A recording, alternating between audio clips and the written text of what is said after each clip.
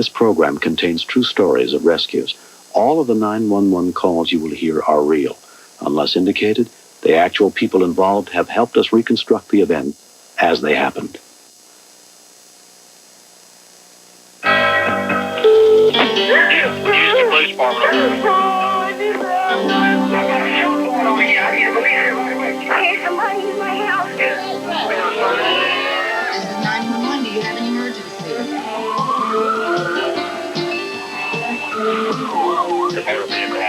Just really emergency service.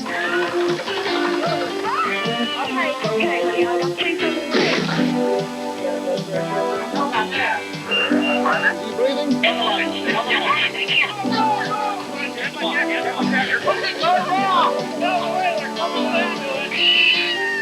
Stay on the line.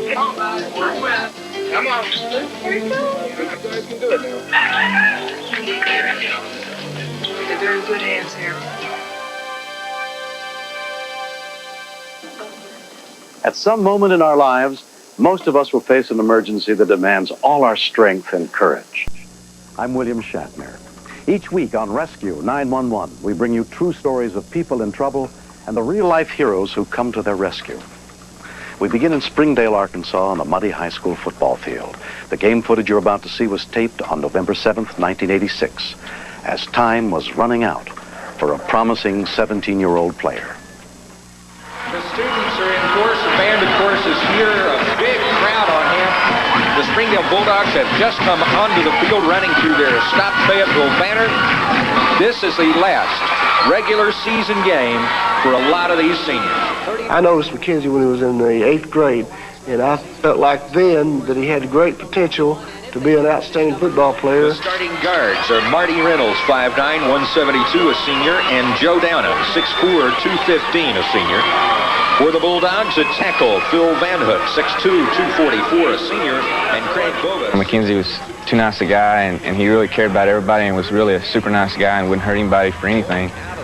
And I just kept thinking to myself, why is it happening to him?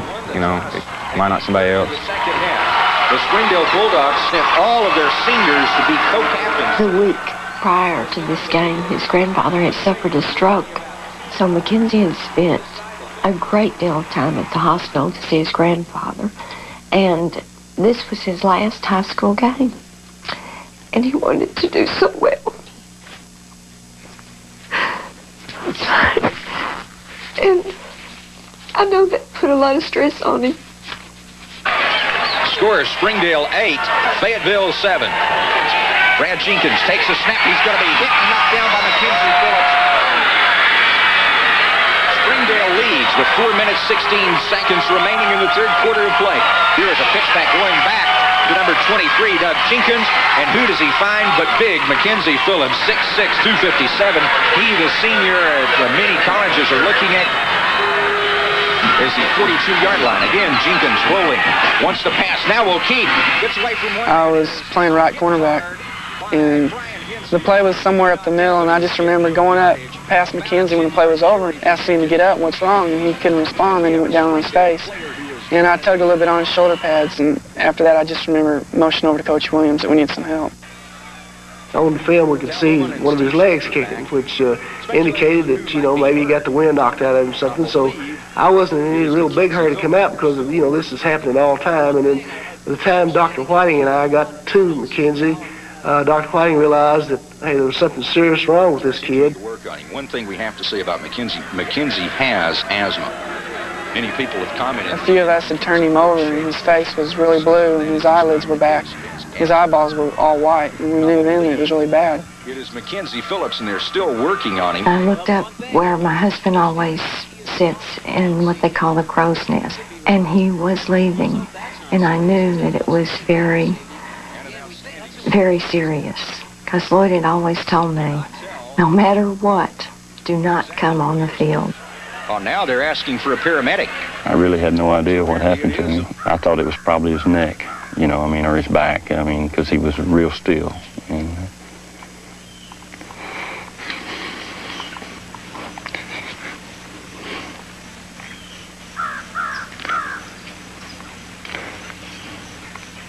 I'm sorry. And when I got on the field,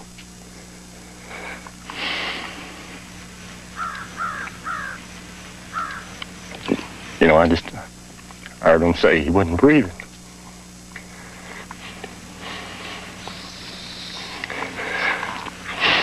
So they had pumping in his chest.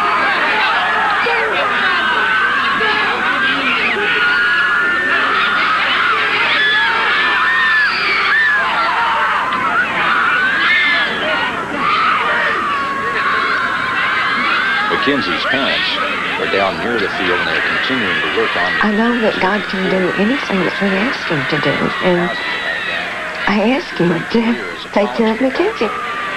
His dream was to play for a major college and go on to play in the NFL, just like his dad.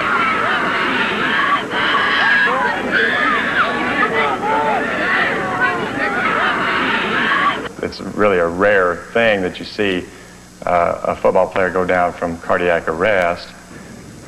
Mackenzie Phillips was clinically dead on the field. No pulse, no breathing.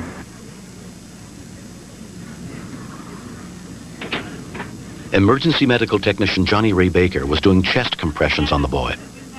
There wasn't no sound at all other than what I heard in the immediate circle of people that was working on Mackenzie Phillips. You could have heard a pin drop in that stadium. It was kind of uncanny.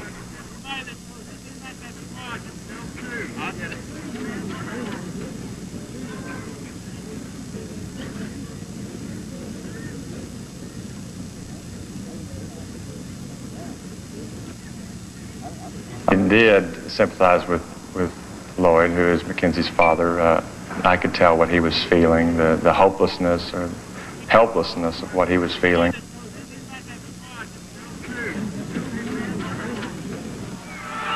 Someone gave a thumbs up or something, thinking that the worst was over.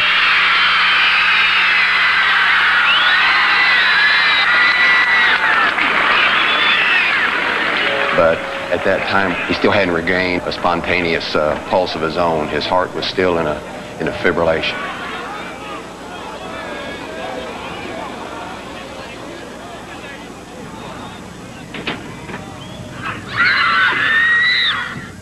All of a sudden they pull out that adrenaline needle and give him a shot in the heart, and they pull out the shock things, and that's whenever we knew something was bad wrong. I was afraid of failure. I was afraid that in front of all these people, that if we do not get him resuscitated, that it's going to be very bad.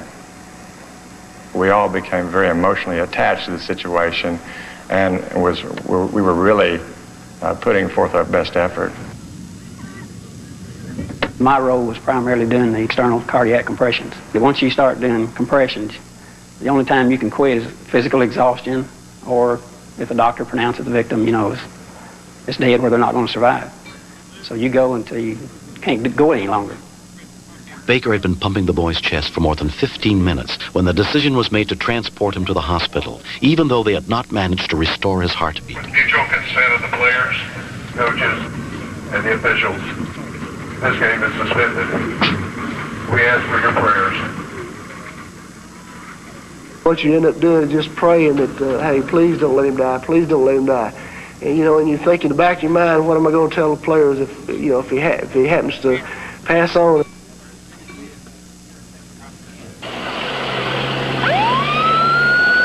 Cardiologist Joel Carver was waiting at the hospital. Mackenzie was brought into the emergency room, to a major trauma room. We assessed that he had no effective heartbeat. He had no response to the appropriate medication that had been administered at the football stadium. He was given additional adrenaline or epinephrine, and then another attempt to electrically convert him to a stable rhythm was attempted. This also was unsuccessful. That night we went to the hospital and we were just praying that he would live. His mother was there in the emergency room during the resuscitation, and that she held his hand as his chest was being compressed. And after about 25 minutes and no effective heartbeat, she squeezed his hand, leaned over, whispered into his ear, "Mackenzie, you can make it. I love you." One additional medicine was given, and 3 minutes later, his heartbeat had been reestablished, and he had a normal blood pressure. Though his heart had stopped beating for more than 25 minutes, Mackenzie suffered no heart or brain damage. The extraordinary efforts of all the people who worked on him had made a difference.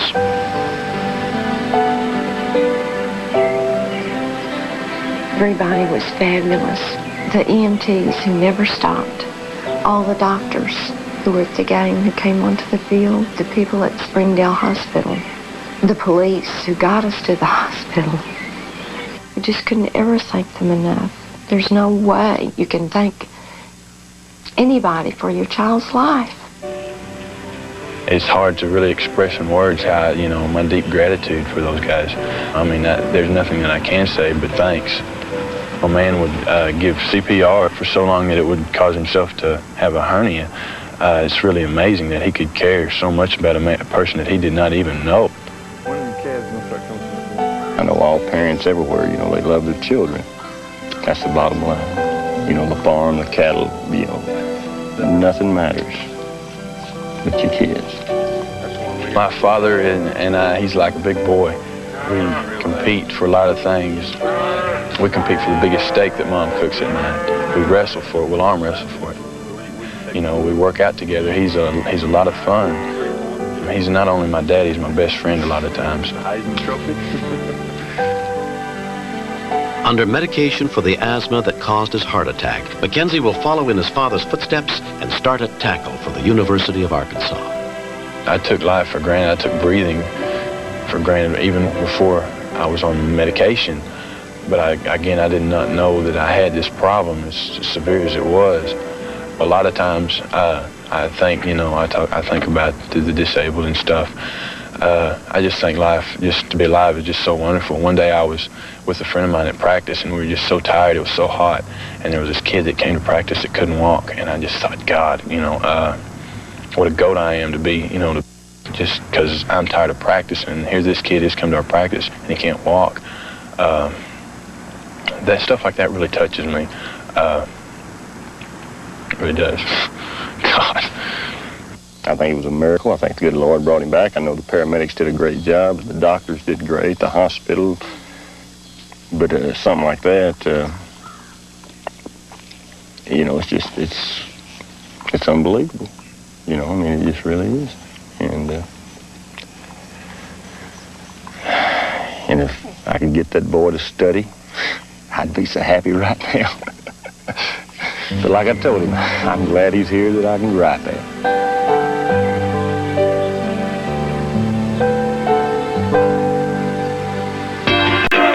Next. Okay, we got it. It's gonna be a repel, guys. Put check on. We're just reaching the victim. Okay, got you. See there.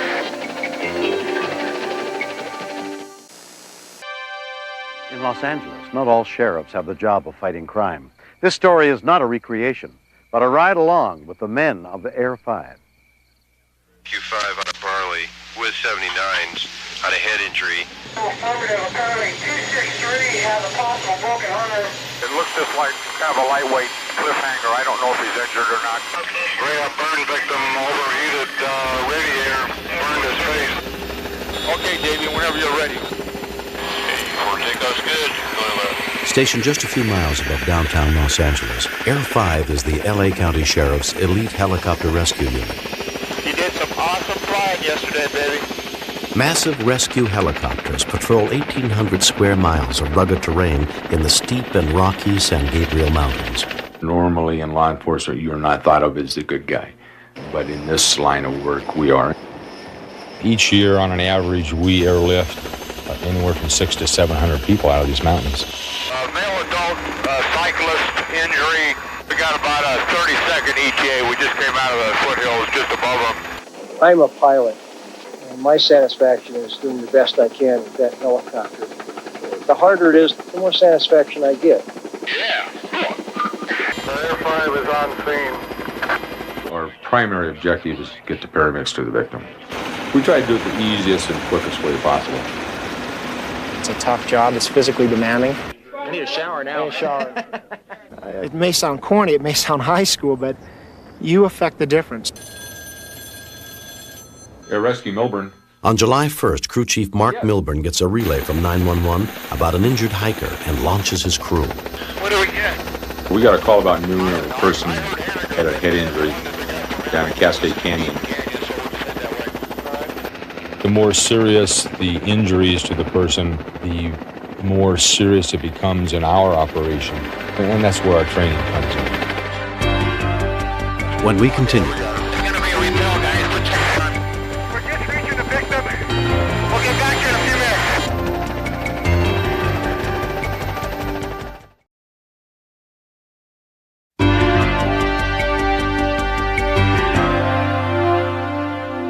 Air Pilot Permit is Squad 11 right down here. Should be over on your side, Rick. Yeah, I've got the engine way down at the Nature Center, way down here. Yeah, they're probably walking up. Okay, there we go, right down here. 1 o'clock low, they're walking up kind of northeastbound toward the power line. Okay, just keep moving like you are right now. as the victim's son guides firemen to the scene on foot, Air 5 follows them into the narrow canyon. Oh, there he is. We got a little cliffhanger. Okay, yeah, we got him. It's going to be a repel, guys. Put your on. We could see the victim down in a small canyon, pretty tight area. He was actually up on a cliff, a lot of loose dirt around. We're going to go in that little wash area straight at 3 o'clock. The paramedics will rappel 100 feet down to the closest possible staging area on the ground. You're in the canyon, and the blades are 2 or 3 feet from the wall. We'll get as close as we possibly can without increasing the danger. Steady right, steady right, steady right. I don't want to knock the guy off. Steady right, steady right. Okay, hold it right there, hold it right there, hold it right there. Okay, don't go any lower on the left side of the trees. Okay, got one in the doorway, one on rappel. Okay, set guys in the doorway. Number 2 on rappel. That's a fair amount of blood at the victim there, too. Yeah, I'm going to put the doc out, too. Hang on just a second. Hold, stay where you are. Okay, number 3 in the doorway. 3 on rappel. A little bit left. Just go a little bit left, baby. Okay, he's on the ground. Hold it right there. Hold it right there. He'll be unhooking her in a second. A little altitude, Jake. Okay. Rope's coming up. You can pull up just a little bit. Okay, left rear is clear. Rope's coming up. You can back out your left rear. This guy's got a lot of... Okay, pull away. Go ahead, pull away. This is West Air 5. We're just reaching the victim. We'll get back here in a few minutes. Paramedic Jerry Despuez was one of the first on the scene. We free climbed up to the victim. The surrounding rock was covered with a substantial amount of blood. He'd fallen approximately 75 feet, and he was wedged between 2 rocks. As soon as they reach the victim in the steep wash, they check his vital signs. He is then strapped on a belay seat and carefully lowered back down to the staging area for air evac to the nearest trauma center. When we reached the canyon bottom, we put the patient on a long board to mobilize the spine and the neck and head area. We then radioed for Air 5. Okay, they're ready to talk you are, Dave. The downwash on the helicopter sometimes can cause problems with falling rocks, a lot of dirt being blown around. The time that they're on the rope, that's where things are the most dangerous for them and the helicopter. Okay, yeah, all you guys get out of the way back there. Where are you taking them to? What are you doing? Let's go a little bit left. A little bit left. Give me a little altitude before you come left. Okay, just a little altitude. Left side's good. No power. Power's good. Hold it right there. Hold it right there. You're good. Hold it right there. Okay, hold it up there. Hold it up. Left side's good. 85% forward. Power's good. Ready? Okay. I've been in rescues that lasted 2 days without a helicopter. I would rather deal with the raining rock problem than those protracted rescues any day. Leaving the other crew members on the ground, Air 5 takes off as soon as the victim is on board. The paramedics are worried by the victim's son's report that their father collapsed before falling over the cliff. It is only a 5-minute flight to the helipad at Huntington Memorial Hospital. Bill Dyer had been on a hike with his sons to celebrate his 49th birthday and his oldest son's 26th. They were spending the day visiting the places that had been special to them when the boys were young. Do you have any type of heart history? Do you take any kinds of medicines or anything? No. Have you ever passed out before? All right. Scott, end over end, 75 feet, you said? 35 feet. You can do if you can. Here's the bag for you cut down to should you decide to do one. All right. All right, Bill. He was climbing a place called Cascade Canyon. He was with his son. Okay. He got near the summit, stopped for a second. His son said he suddenly just fell forward, face forward, and to the left, almost as though he fainted. We were maybe 70 feet from the top of the canyon, and I turned around and my dad was leaning against the tree. He was snoring. I looked down at him. He was asleep. Like he had passed out. He just slid off the tree and just went head first right over the cliff. So I just couldn't believe it because that I thought he was having a heart attack. I thought he was seriously having a heart attack, and Rob had the good sense to go get paramedics. I'm just hoping it's nothing really too serious. He hit some hard falls there. X-rays and a preliminary examination by the trauma doctor on call show no broken bones. We're going to be doing the same thing, head and belly. Yeah. Testing will continue. When we landed at the helipad, he looked up at me and didn't say a word. He had this look in his eye, reached over and grabbed my hand, and just his facial expression, he was saying, "Thank you." I knew that. I sensed that. He didn't have to say that to me. This person was in a whirl of hurt. The look in his face said, "You got me out of there, pal." And it means a lot to me.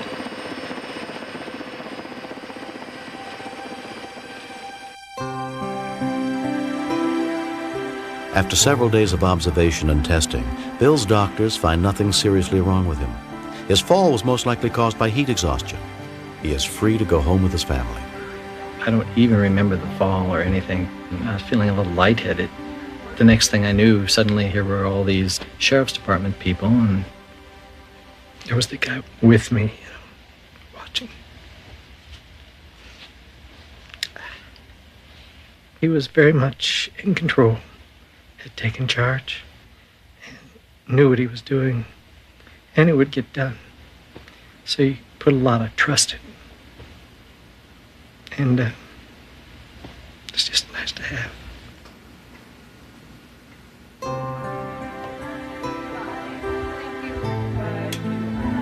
Looking back on the birthday, it was the best thing that I could have gotten. It's my father's, life given back to us, that he was still alive to have a birthday in a couple of days. Next. Dave was up on shore. It was then when I heard this crunching sound.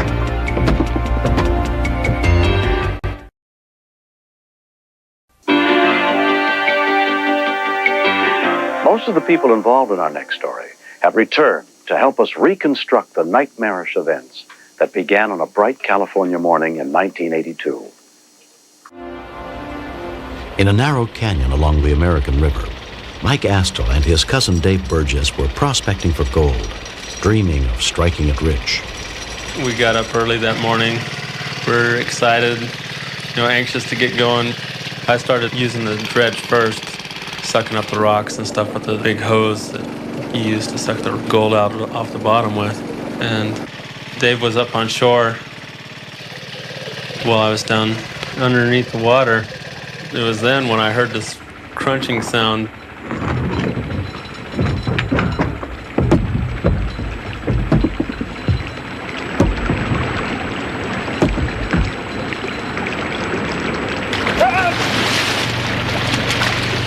I was scrambling, trying to get out of the hole. That's when I turned around and saw Dave underneath the water, pinned. I realized that he wasn't going to last very long underneath the rock without air. And I took the regulator out of my mouth and put it in his mouth, but the regulator didn't work. So I screamed for help. Just down the river, 3 other prospectors were heading into town to fix a broken dredger when Hungarian immigrant Joe Sully heard Mike's cries. I heard very, very quietly the yelling, and I yelled to my friends, "Hey, come on." We crossed the bridge, and I saw already something is wrong. From the nearest campsite on the river, gold miner Bob Ellis rushed to help his neighbors. The instinctive thing for me to do was to try to lift the rock. But it was very heavy. It wouldn't budge. It was a frightful situation. Dave I thought he was dead. All the time when we were running, I had the thought the worst happened. Gold miner is trapped under the water. The 1.5-ton boulder had pinned Dave just 3 inches below the surface of the water. He could see the air just above him, but could not reach it. I saw Dave's face. He lost consciousness already. Chris, my friend from Poland, mouth by mouth, he pushed the first shot of air into Dave's body. Chris, he made no effort to move the rock. His priority was to get oxygen into Dave's lungs and thereby try to keep him alive. A professor of physical education visiting from Poland, Chris had special training in underwater mouth-to-mouth respiration. Seeing they were making no progress, another miner ran to find someone with the CB radio, who then drove to the top of the canyon to get a call for help out. The distress call was relayed to rescue units in the field. Medic 45, that's affirmative. Responding, American River Canyon. When Chris tired, Joe took over the cold and exhausting work of trying to breathe life into Dave. They alternated, unwilling to give up. One of the men remembered he had a large crowbar at his campsite and ran to get it. The minutes were passing, and none of the men knew how much longer they could keep going. Running the dredge seemed to help the situation. We removed some gravel. By the time the pry bar did arrive, we were able to position it to where we could get a leverage without causing injury. In one moment I felt the body is moving, but he looked dead. Pull him, hurry! Get him out of there! After more than 10 minutes trapped underwater, Dave's limp body was pried out from under the boulder. When we finally pulled him up on shore, that's when the Polish guy gave him CPR. He had to be brought back to life. Chris knew how. Chris instructed me very shortly.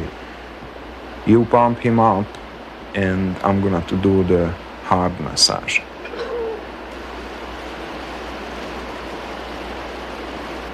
After the second push, he started to breathe, and that was the moment when Chris, in Polish, yelled, "Żyje, żyje," which means he's in life. Everybody's hand fell down, and we felt real good. The nearest ambulance had been miles away by rough dirt roads at the time the call for help came in. Dave was coughing up blood from ruptured vessels in his lungs, but breathing shallowly on his own, as senior medic Joe Cross reached him. When we arrived at the scene, Mr. Burgess was singing praises towards his rescuers. He was exhilarated to be alive, and he was praying quite a bit. The rescuers were timely. They appeared to have delivered the appropriate rescue measures, and I think that without those measures, Mr. Burgess would not be alive today. I can remember waking up on the bank, and I knew that I was dead. And next thing I remember is thinking, wow, rivers in heaven. That was my first thought, because I heard the water, and it was like I was dreaming almost. It was a very frightening feeling to see the possibility of death and how fast it can happen. There was kind of a unison there, the way the people responded in this crisis, and I think that was one of the key factors in the success of the rescue. There was no one hero that day. Dave is no longer prospecting. He and his wife Lori live near Sacramento with the 2 sons he would never have seen without the aid of a half a dozen strangers on the banks of the American River. And then it helped my husband have a caring heart, because not everybody would have come to the call for help. Some people would have just said, I don't want to get involved. And I really admire them for that strength and courage to go and help to save my husband's life. It's just amazing that the right people were there at the right time. I consider my rescue a miracle. Next. Yeah, Jim, I think we got a problem with the airplane here. I'm not getting the light on the right landing gear.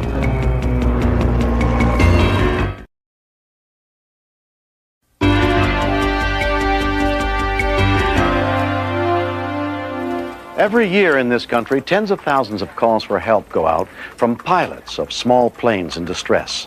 Thousands of emergency landings are made, many ending in tragedy. A local cameraman taped most of this story as it was happening on March 12th, 1985.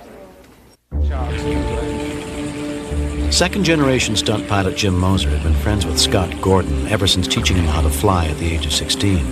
Now, at 25, Scott was a corporate jet pilot visiting the St. Augustine Airport on his day off. He happened to be down here, and I asked him if he wanted to go test fly an airplane for me to just do a little fun flying. He said sure, so Scott went to the maintenance shop and looked the airplane over and got in it and took off. St. Augustine Unicom, or traffic 06 hotels, departing 13. Once he got in the air, he flew the airplane around 15 or 20 minutes. When he came back into land, he lowered the landing gear. In the airplane, we have 3 little green lights that tell us when the wheels are down. Scott lowered the landing gear, and only 2 lights came on. St. Augustine Unicom, 06 Hotel, over. 06 Hotel, go ahead. Could you get Jim for me? I think we got a problem with the airplane. The hope was that the problem was just a burned-out indicator light.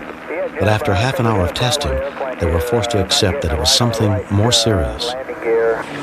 One of the 2 main wheels on the plane's landing gear would not come down. Scott, you got the right one up. How about how's the fuel on board?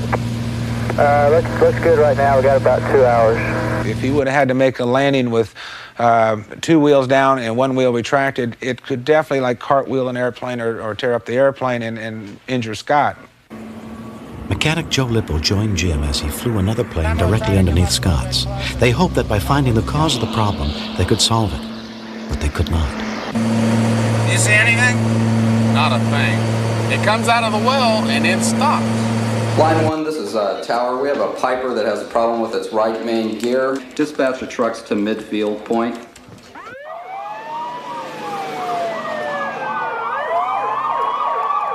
The St. Augustine Fire Department and airport crash fire units responded immediately.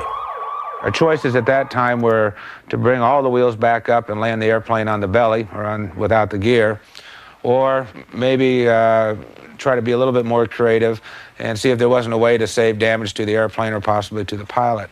Jim had got some guys together and got the idea of the trailer.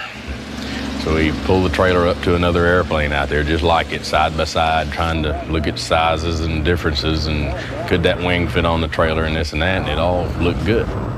Scott, I'm going to get the pickup truck and a flatbed trailer and some foam. What we decided to do was just see if the truck could tow the trailer fast enough where Scott could actually land and let the wing rest down on the trailer. I'm just going to go as fast as I can go, and you just see what it'll look like to you, okay? Okay, great. If the plane flew too slowly, it would not stay airborne.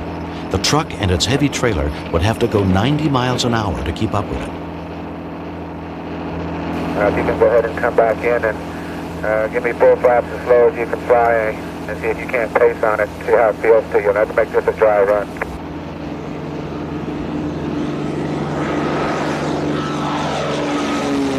After 2 passes to synchronize speeds, they made an attempt to land the wing on the trailer.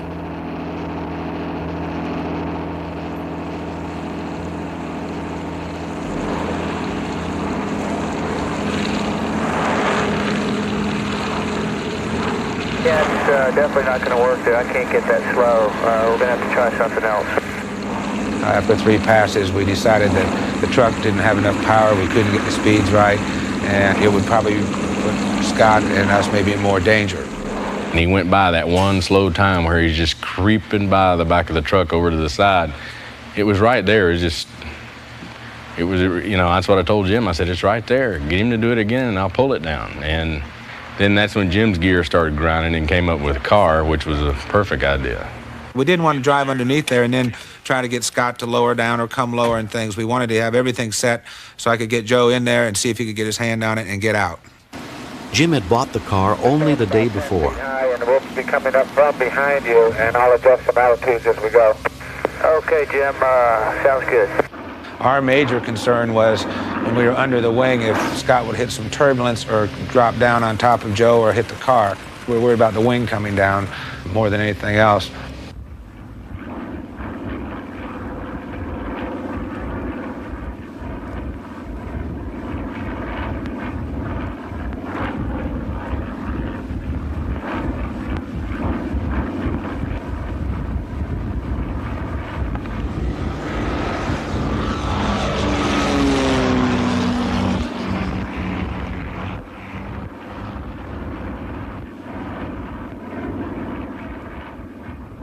The first attempt fails. The runway is so short, by the time the car gets up to 90, Joe has less than 45 seconds to pull down the wheel. When I couldn't keep my eyes open and my mouth kept blowing open and, I could feel my shirt buttons coming unloose and things like that, I thought to myself, well, let's be alert. My heart was beating as fast as it's ever beaten, I think.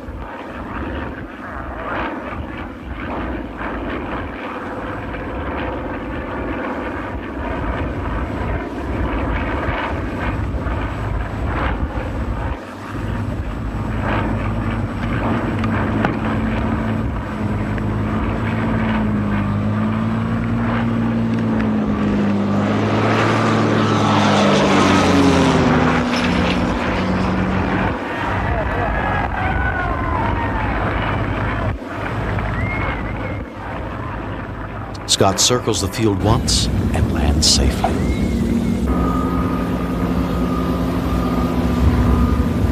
Worst case scenario, the airplane could have hit first Joe, then the car, and we could have ended up in a major accident. But it just worked together. Oh, man. See what Good boy, Scotty. What was it? Cotton, if it wouldn't have been for you, I wouldn't even try that one. That was great. I won't ask you to test fly nothing now. I don't even know you, but... Joe got so excited, the only damage we did to anything was Joe left his fingerprints in the top of my sunroof on the frame where the windshield is by banging on the top of it. It was kind of a little joke after we had the car. The only damage we did was Joe's fingerprints, and that, I think, was the level that, the excitement level that was really happening. Scott never got the airplane in a dangerous situation, too slow, too fast, too close, nothing. He did exactly what he was told by Jim on the radio to the T. Though Joe Lippo had never met Scott Gordon before, he risked his life for him. 4 years later, Scott is a commercial pilot flying big jets for a major airline out of Jacksonville. I really didn't think that we were actually going to pull this off. I figured we'd try it and do a few runs and say, no, this is just too crazy. All three of us actually could have been injured easily, especially Joe. And he really stuck his neck out to get underneath that airplane and save the day. Next. It doesn't take a lot of brains to be a burglar, but this guy had none.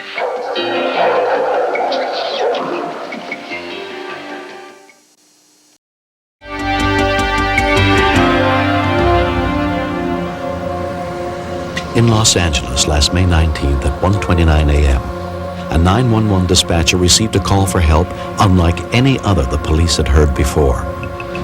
In this reenactment, all the people involved have returned to the scene, with one obvious exception.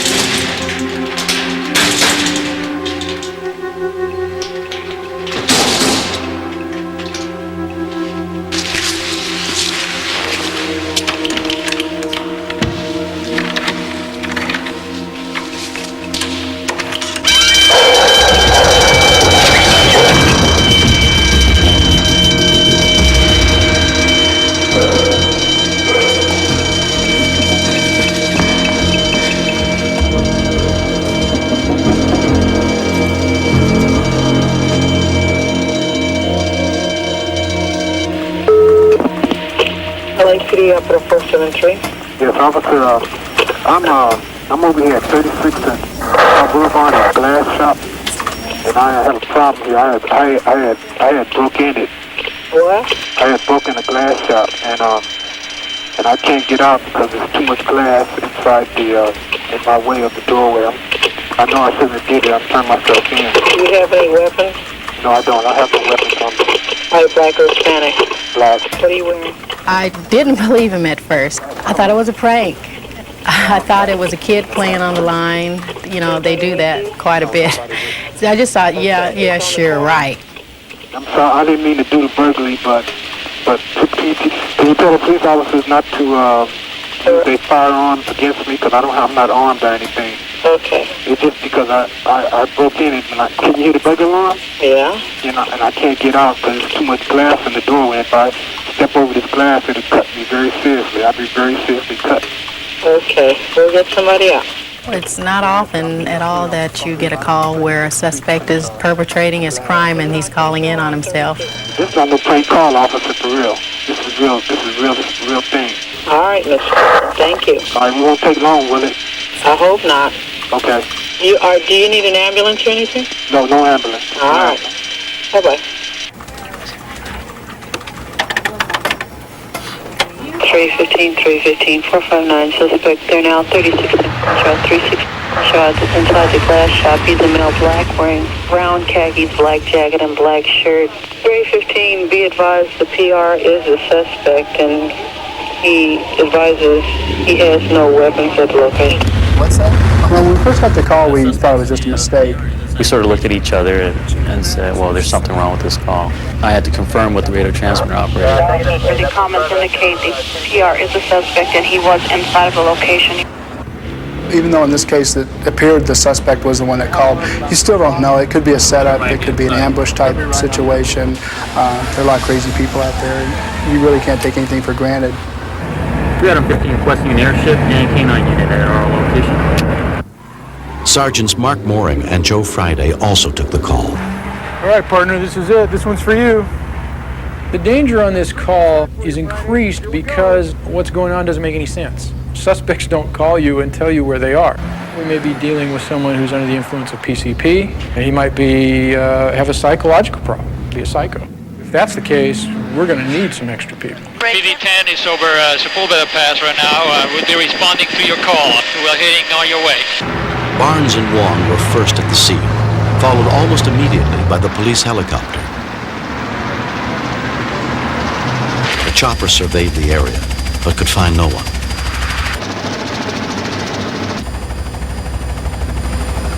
We walk up to the scene on foot, kind of use cover and try to hide so that if there's someone inside, they don't see you.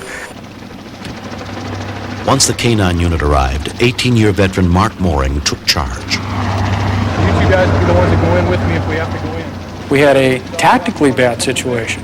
I couldn't see anything through the windows, and I felt that the suspect could probably see out. 4 additional backup units arrived. The officers quickly surrounded the property. Even though the ordinary burglary situation is tense enough because it's a felon, now we have a felon who's not acting rational at all. Are we being set up? Is there really nobody in there and it's somebody that's behind us that wants us to pay attention this way? It was up to Sergeant Friday to find out. He certainly could smell the suspect inside. I developed a plan with the officers that were there to approach this location and send the dog up to the hole.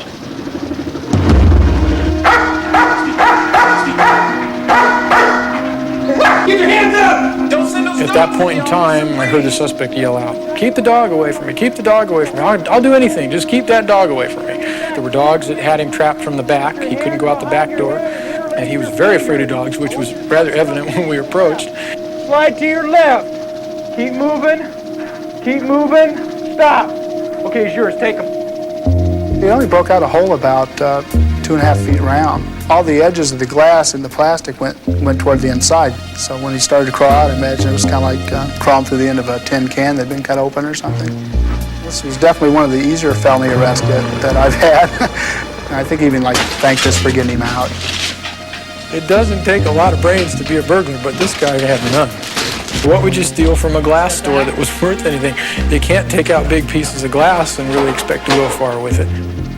I just felt kind of sorry for him. That, you know, here's this jerk that's stuck in the building and he can't get out. The suspect had to be rescued from a situation he created himself from a crime. I think that's pretty funny. I like that's a good ending, you know. On July 25th, the suspect pled guilty to vandalism and trespassing and was sentenced to 2 years probation and 150 hours of community service.